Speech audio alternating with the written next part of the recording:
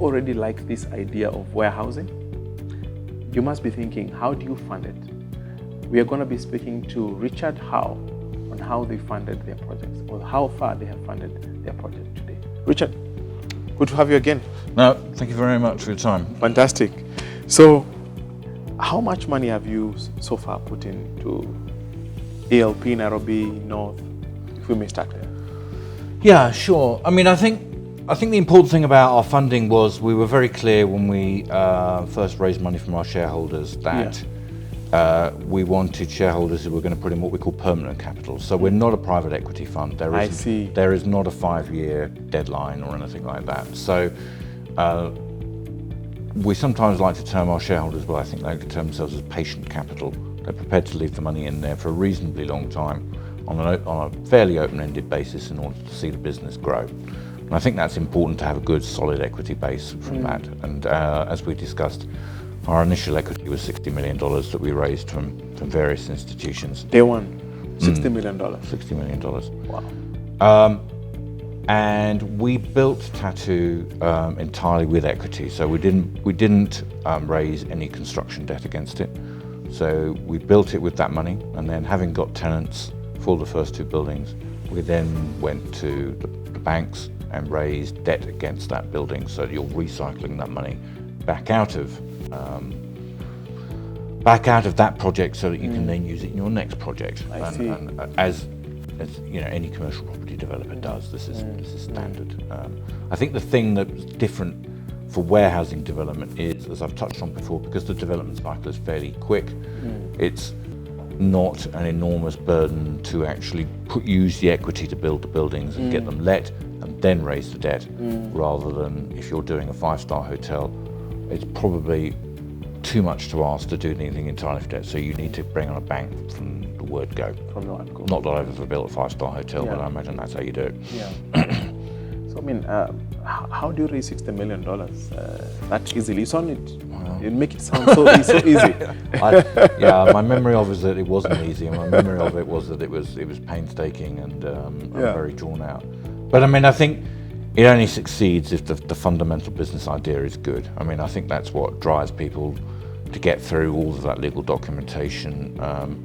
And you know, I have a huge appreciation for CDC and IFC, but they're very process-driven organisations, as they would acknowledge, and so that you need to be very careful with the money with which they've been entrusted. So obviously, there's an enormous amount of documentation and legals that go into that process, and you only survive that, you as the entrepreneur and them as the funder, if you both believe that actually there is a good, solid business opportunity to come out at the end of it.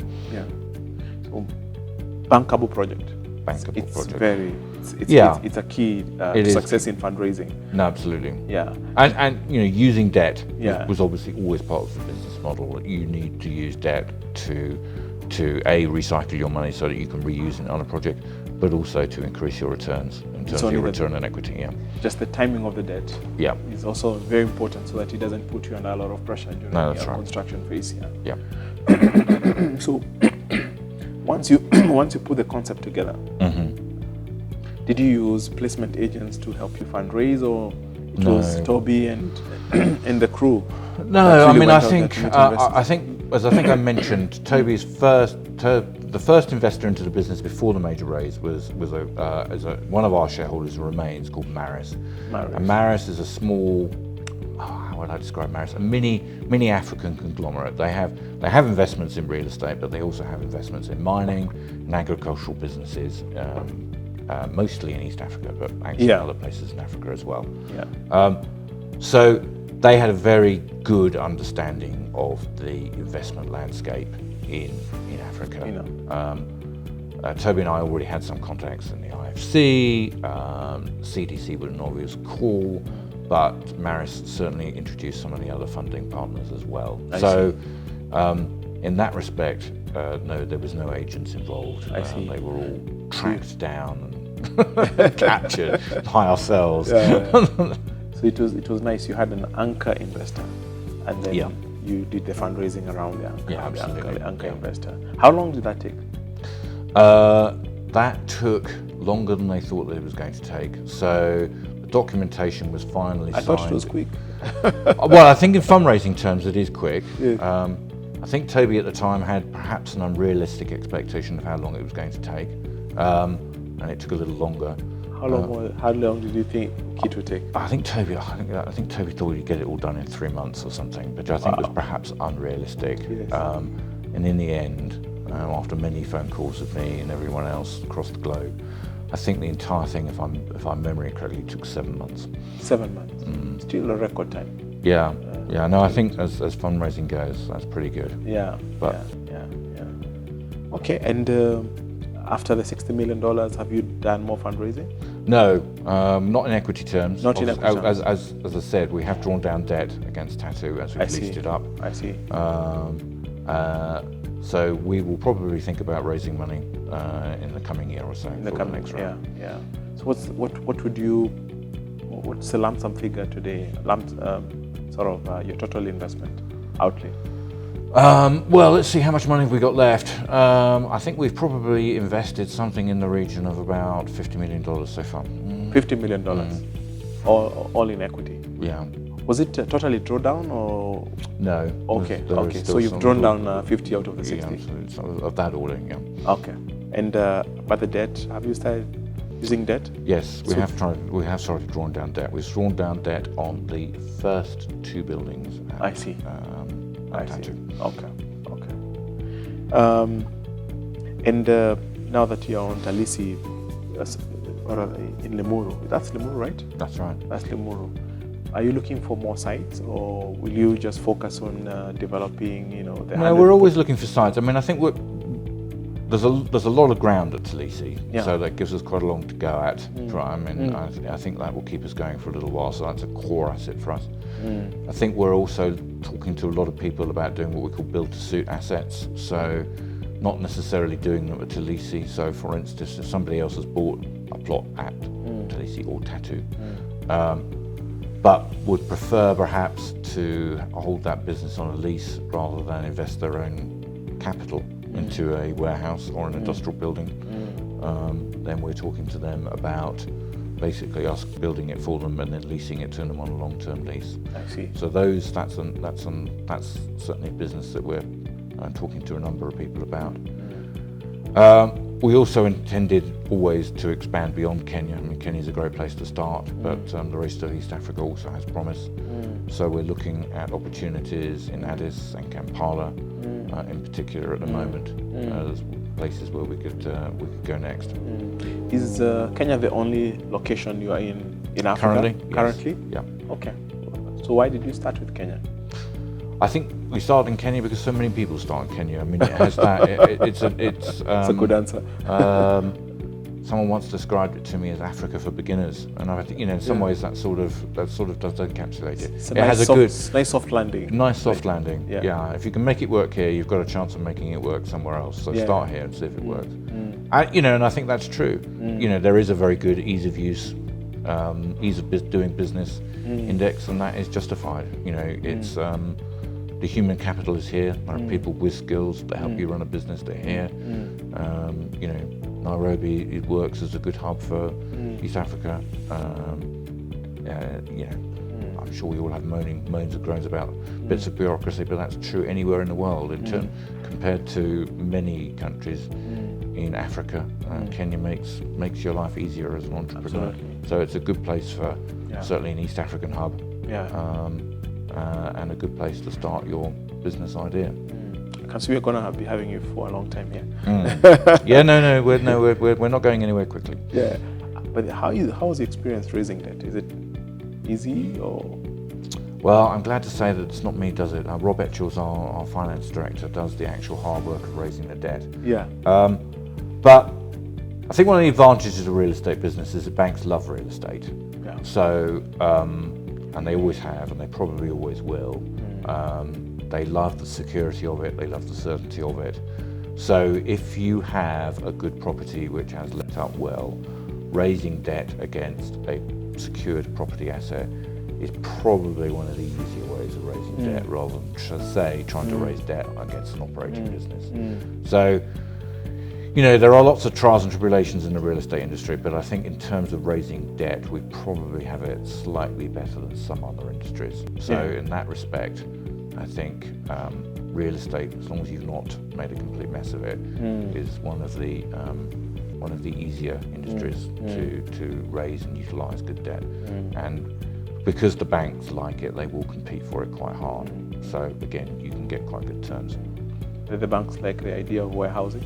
They do like the idea of warehousing. Okay. Yeah. Again, I mean, I think they like the idea of warehousing because for all the reasons I like it. It's a successful asset class. It tends to have very long leases on it.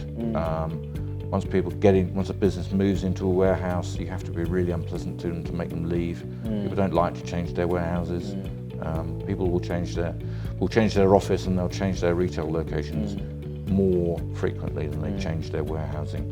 So you get that nice long lease structure, that certainty of income. All of these things are the sort of things that bankers really like. Let's talk about your investment partners. I think you've already touched on them a few times. CDC, IFC, Maris themselves, of course. Maybe we can start from DOB, Mabuya Capital. They're all. How many are they in total? The shareholder list has got a bit of a long tail on it. We've got a few small shareholders, including some of the management. But in terms of the big investors, they're the ones that I mentioned in terms of the big players. About five thereabouts. Yeah. So they contribute most of the capital. Absolutely. The lion's share. Yeah. Okay. And let's talk about returns. When you are, making projections to your investment partners, what sort of rental yields were you projecting? I think in terms of rental yields, we sort of target something somewhere in the region of sort of low double digits in terms of getting to what we want yield on cost. We then look to use debt to boost that a little bit for our shareholders. Yeah. Well, what would you consider to be a low double digit? Well, I think sort of somewhere in the region of 12-13%. 12-13%. Yeah. That's a leveraged.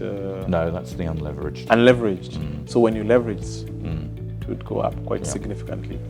Okay.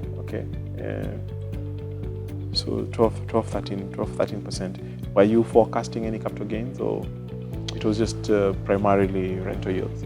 No, I mean, I think if you, you can always, forecasting capital gains. A capital gain is only a capital gain when it is actually a capital gain. When it actually happens. Our business model is not to chase their capital gains. Yes, we look at the valuations that get attached to the buildings on our accounts, and those hopefully give you a warm feeling because the guy tells you they're worth more than you paid for them. So that's nice, but it is only a valuation, and we are very clear that we are holding assets as agreed with our shareholders for the long term. In order to get the rental yield off and to return the rent to them, either as investments in new projects or as dividends. So that is the business model. We are long-term holders. We're not an 18-month flip. You're not going to be flipping your properties. No. Yeah, that's good to know. I think it aligns us nicely with our tenants, because when you build a building and you realise that you are going to be there in 5 years' time with that tenant and the building, you've got to be responsible for that building still working in 5 years' time. The tenant likes the idea that you're going to be there, having built it, making sure that it still works, and that does focus your mind when you're watching it being built, that you are going to be responsible for it for a long time. Are we on track to delivering 12-13% rental yield? Yeah, obviously the building, Tatu North, isn't completely let yet, so you need to get it completely let, and only then can you earn. But let's just say that we are cautiously optimistic about it. Cautiously optimistic. Yeah. So it's still on site. Yes. Still on site. Okay. So you've had it. I think the average rental yield rate in the market today is somewhere in the region of about 6.5%. You can see with the warehousing opportunity, we are talking of low teens, 12-13%. Even if you give me 10-11%, I would be happy. I'd be happy with that. So it's a fantastic asset class to have, warehousing. So stay tuned in as we delve deeper into this opportunity of warehousing.